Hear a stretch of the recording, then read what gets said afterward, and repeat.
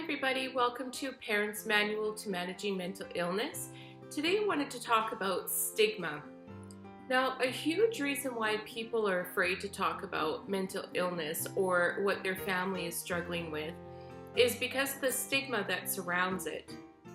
One of the misconceptions that a lot of people think about with mental illness is that they are less of a person, or their child may be deemed as a bad influence, or this label lasts forever. So there's lots of different reasons why people don't want to talk about mental illness, and it really starts to create such an isolating feeling for people that they are in this by themselves.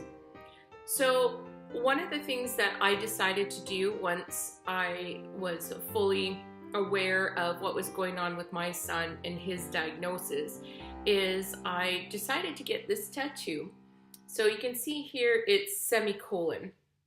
So the semicolon project was developed to bring awareness to suicide and mental illness. So for me, that was a big step to put something like that out there for people to ask questions so I could talk about it. One of the things that I'm realizing now is mental illness has such a bigger impact on people around us on an everyday basis that we don't even realize. So having this secret of dealing with mental illness has caused so many people to hide behind their pain, their frustration, or their embarrassment. And we know from a lot of people that are starting to talk about this now, whether it be in a celebrity type of way or just bringing more awareness to the media of Bell, Let's Talk, or things like that. They really want people to do that, but the stigma is still there.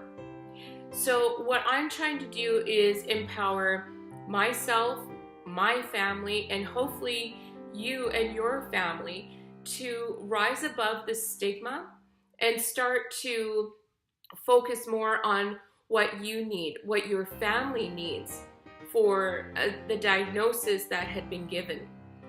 And what I would like to do is encourage all of you to not worry so much about the stigma and start focusing more on what your needs are and what your child's needs are. Another thing that I wanted to say that is a huge misconception is a behavioral disorder. I want to get that straight right now. There's nothing in the DSM that says behavioral disorder. Now, behavior is a symptom of the disorder. So a lot of kids that struggle with ADHD are looked at as a wild child, or a kid that just doesn't care, or lazy. So that is in itself something that the kids are constantly being affected by because all they see is the behavior. But if we're better to manage the behavior, then the disorder, again, is just something that needs to be supported. So a lot of the things that I see on Facebook support groups is parents are conflicted if they should tell the teachers or the coaches for their child if they even have an ADHD, for example, or if they're on medication.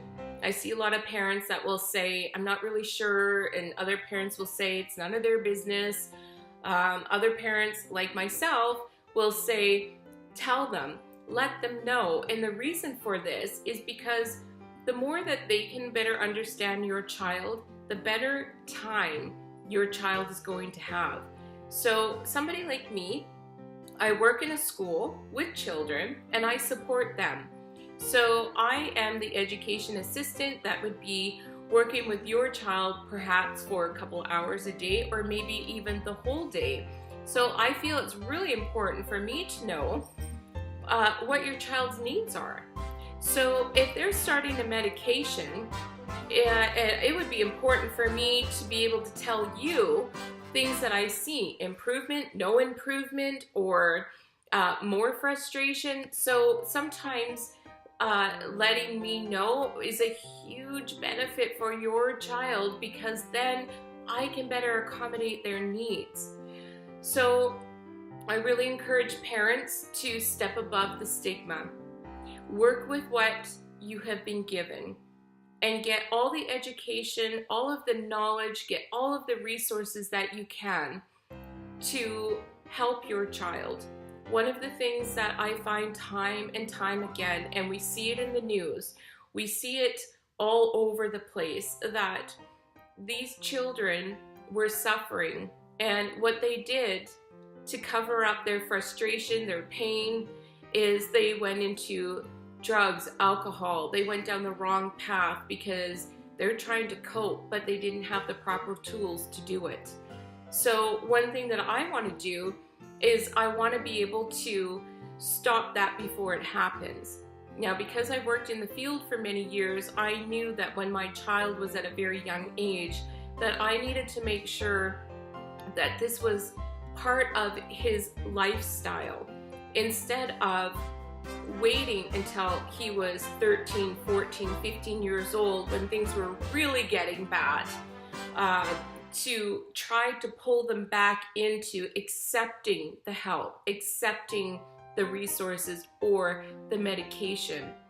So I was able to use a really good example for my son, because my dad is a diabetic and he will be checking his blood and using insulin, and my children saw this at a very young age.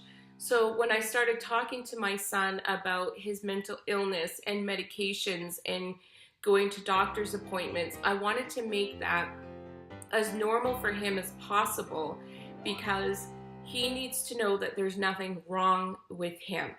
Like, he understands that his grandpa is still grandpa, but grandpa has a little bit something different, and he needs this medication to help him feel healthy.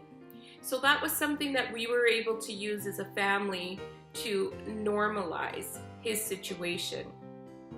So I hope that you would be able to stand strong through the stigma, get the help and support that you need for your child, for your family, and for yourself.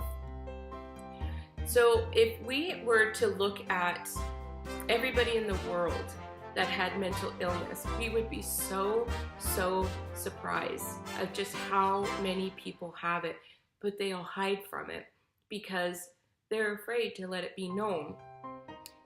Now, when I'm looking at my child, I want the people that are in his life to understand him, how his brain operates, or, you know, he doesn't understand a lot of the social cues. So if there's a problem there, if they knew that, then they would better be able to help him through that.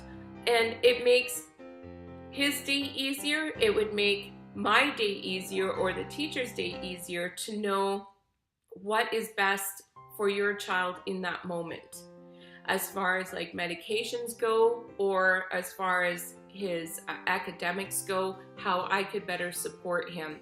So anything that you could let those people know about your child is helping your child along the way, because we always want our children to feel safe and understood, and most of all, successful. So I hope that that helps everybody in case that they're feeling very conflicted on what to do. If you have any other kinds of questions or concerns regarding stigma, please leave a comment below. Subscribe to my channel so we can all support each other and work through this together. So I hope that this was helpful for you. And my next video, I want to talk about going back to school, because we all know that September is just around the corner, and that can be a very stressful and difficult time for our children and for everybody in our household. So I want to help you manage September, school starting, new teacher, everything. So I hope that you'll join me for that. And again, subscribe to my video, leave a comment, and we hope to talk to you soon.